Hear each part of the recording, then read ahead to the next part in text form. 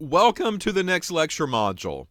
And if you take a look at our course title, you're going to see that this class is called Chemical Safety and Technology.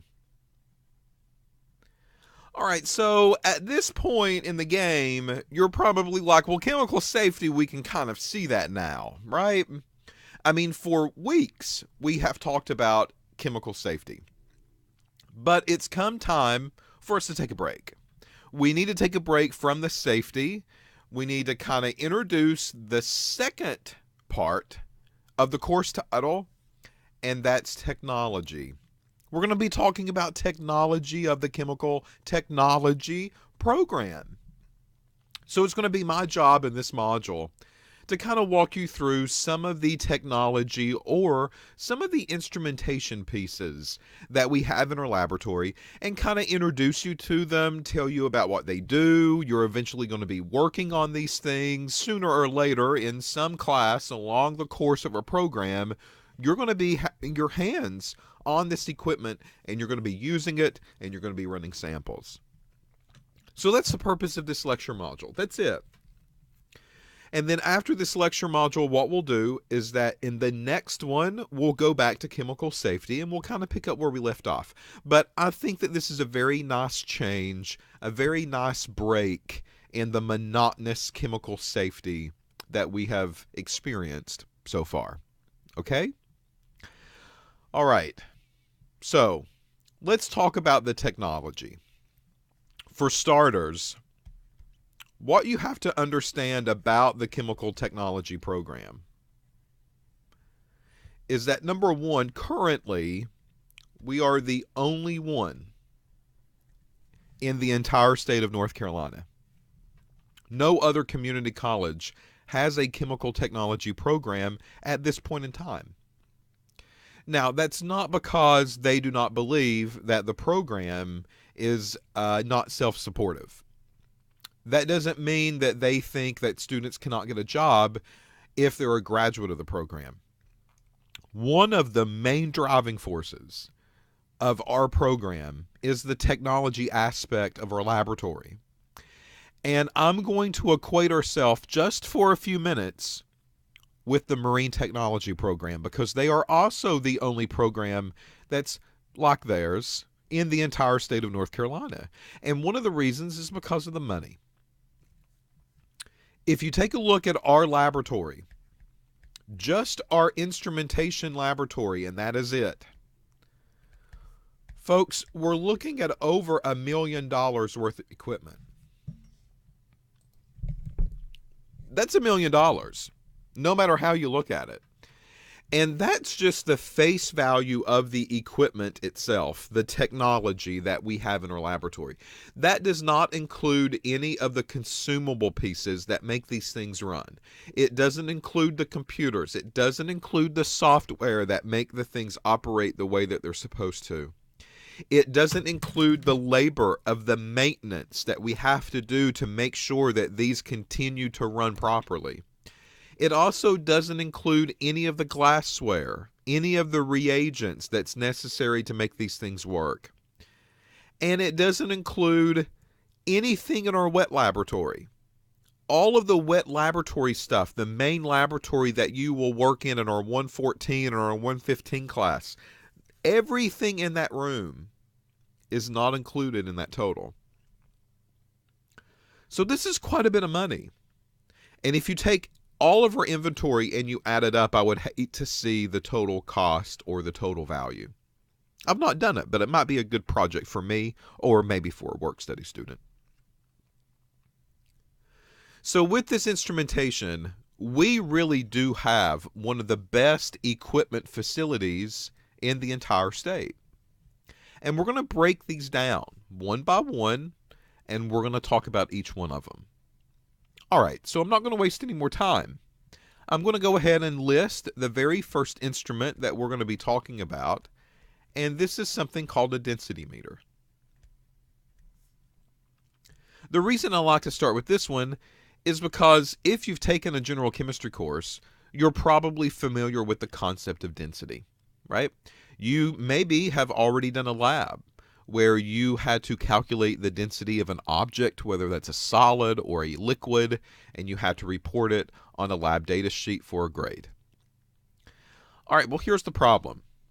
Normally, and if I go back and kind of use that as an example, if you did a density lab by hand, well, that's the problem, by hand. So this whole concept of what you would think a laboratory would be, white coat, leaky ink pen in a pocket protector, colored solutions in a flask, that is some of what we do. But it is by far nothing like a up-to-date laboratory facility that you would find in industry. It's all technology driven, even a density meter. So yes, we can do density by hand. The problem, and this is what we've seen all along, and this is why we have so many pieces of equipment that do things for us now, is that this is very subjective. Okay, so basically what that means is that I can get you to go into a lab and I can get you to do a hand density measurement and report me the value. Well, that means that you're going to have to rely on a weight that you have provided, and that also means that you're going to have to rely on maybe a pipette or a volume displacement that you have reported. Well, you've done that, right? You weighed it, you reported the volume, you do the calculation, and you give it to me. Well, let's say that you are an employee, and you do this on the first shift. And then the shift change happens. Second shift comes into the facility, relieves you, you go home, forget about what you did for the day, get up the next day, go do it all over again. Well, when the second shift person comes in, maybe they do it a different way than you do. Maybe they read the balance a different way. Maybe they load the balance a different way. Maybe they tear the balance a different way. Maybe they look at their pipette and read it a different way. Maybe if it's volume displacement, maybe they'll read the meniscus a different way. We have to rely on people. And that's where the problem happens. It's very subjective. Meaning I rely on you and what you see, and you report to me what you did in the lab. And there's a possibility that the first and second shift, well, their numbers won't match. We can't have that in industry. Even if it's a density meter or any other technique that we do in a laboratory, we cannot run the risk of not having numbers match each other. Meaning a sample comes in the morning and passes, we give that same sample to the second or third shift people maybe, and it doesn't pass in the second and third shift. What's going on? There's more to it than this, right? So that's why we have equipment. That's why we have automated processes to do this job for us. All right, so density. Well, if I want to talk about density, density is equal to mass divided by volume. So just in case you haven't taken a 114 course, or the Chemistry 151 course, there's your equation for density. If we're talking about a solid, density is typically gram per cubic centimeter, because we can measure those sometimes with a ruler. If we're talking about a liquid, it's typically gram per milliliter because it's fluid and I can pour it in something like a graduated cylinder or a pipette. And if it's a gas, we typically report density in gram per liter. Well, we have to up the ante a little bit. We have to get more sample than a milliliter of gas in order to get a real calculated weight of it. So we increase our volume to a liter, so that way we've got enough to actually weigh out and get a reliable number. So there's the equation. Density equals mass divided by volume. All right, so density equals M over V. That's how we're going to shorthand this equation. So if I know the mass of the object and if I know the volume of the object, the space that it takes up, that's how I like to define these, right? So mass basically means stuff. the stuff that makes you who you are, the stuff that makes your pencil or your pen that you're writing with, the stuff that's inside of it, the sheet of paper that you're writing on right now, the stuff that makes it up, that is what we would call mass. All right, well, the volume is space. So how much is there and how much space does it take up? That is the definition of density, okay? All right, so normally in a lab, if I had to do it by hand, and let's say that I have a liquid solution, the easiest way for me to measure density is take 1 milliliter of that solution, but use a pipette, all right? And then I'm going to place it in a container that is on a balance. And then I'm going to get a weight or a mass down here at the very bottom. Well, the reason that I said take 1 milliliter, that's typically the easiest, is because if density is mass divided by volume, well, if we just take 1 milliliter, then that means in this density equation, I just take the mass of the sample and divide it by 1, because that's the volume that I dispensed. And that requires no calculation for me at all. I don't need a calculator for it. If I just dispense 1 milliliter of that liquid solution onto a balance and record the weight or the mass, well, that mass is the density value for that liquid solution. It can't get any easier than that, right? So you're probably questioning, well, why on earth do we need a density meter in order to do this job for us? Well, I'm going to go ahead and tell you, using the density meter, it takes much longer than a hand measurement. But the thing is that with the density meter, what it does is that it does 5 replicates. Ours does, at least, the model that we have. So it measures the density, gets a number, it measures a second time, a third time, a fourth time, and a fifth time, and it records all those numbers down. So it's really actually taking 5 density measurements, not just 1. Right? This process that you've done here, you've only done this once. Imagine doing it 5 times in a row. Nobody wants to do that. That's too repetitive, right? We don't have time for that. So if I can go to a density meter, and if I can shoot my liquid sample into the density meter, and if I can just hit run and walk away, then that density meter will do 5 measurements for me. And then it does a little bit of statistics. It will give me an average, so it takes all 5 of those, it adds them up, divides by 5, and it gives me an average value, and it also gives me a standard deviation of those measurements. Now, the standard deviation is basically how close. How close are the numbers? So what we want is a very low standard deviation. If you are currently taking the chemistry or the CTC 114 course, then we have already talked about standard deviation. You've already looked at some of these numbers on your end. You have been generating, hopefully, very low standard deviation numbers. And this is why. Good data in a laboratory means replicate measurements that are done over and over and over that have extremely close values. All right, so that's the purpose of the density meter. Now, I want to give you a picture of the density meter that we would have in our laboratory. So guys, if you go to an internet browser and you type in Rudolph Research and just hit enter in Google, one of the very first links will be Rudolph Research Analytical up here at the very top. So this is what you're going to be Googling or searching for, rudolphresearch.com.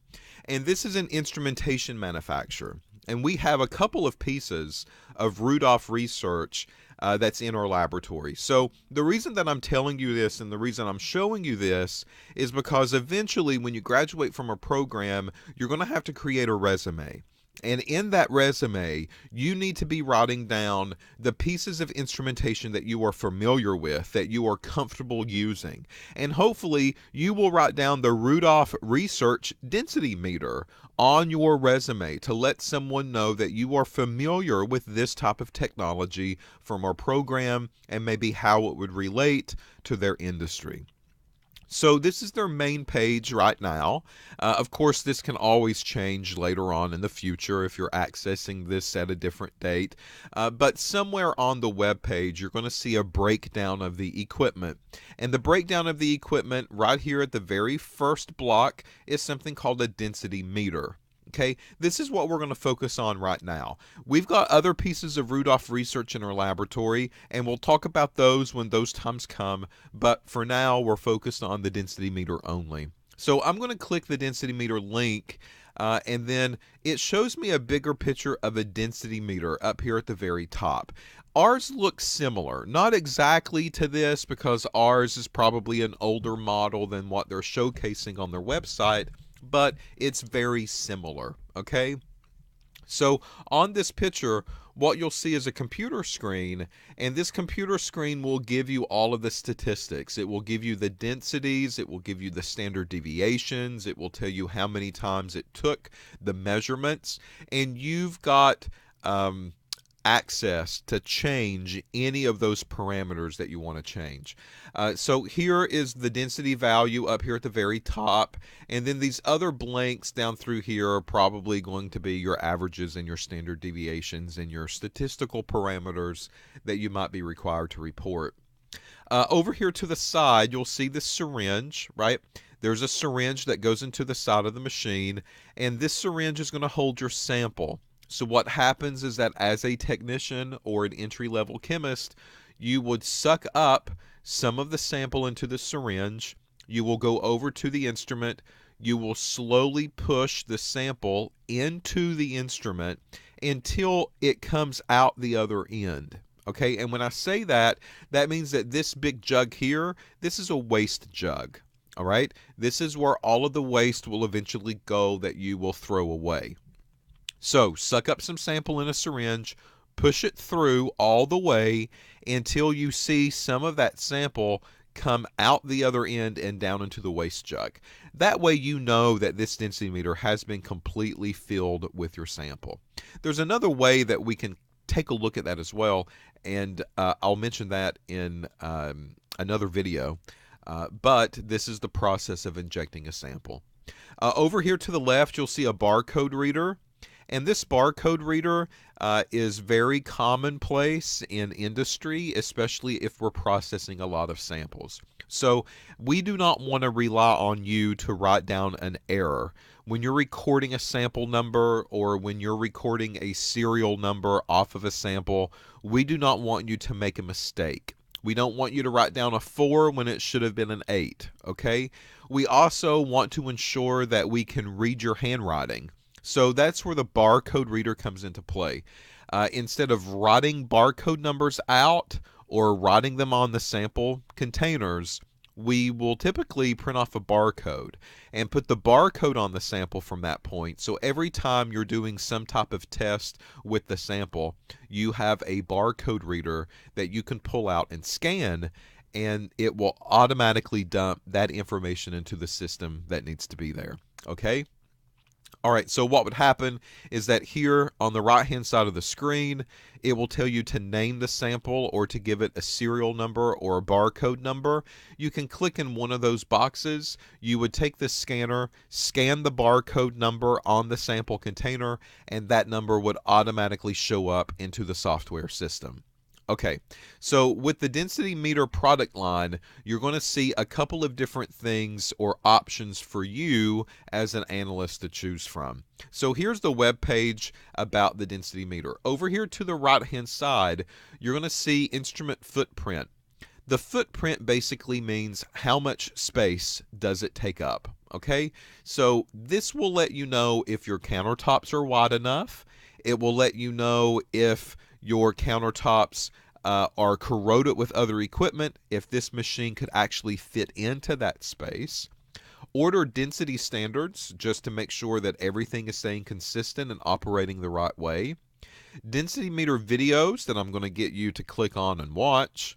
Density meter articles talking about the machine itself.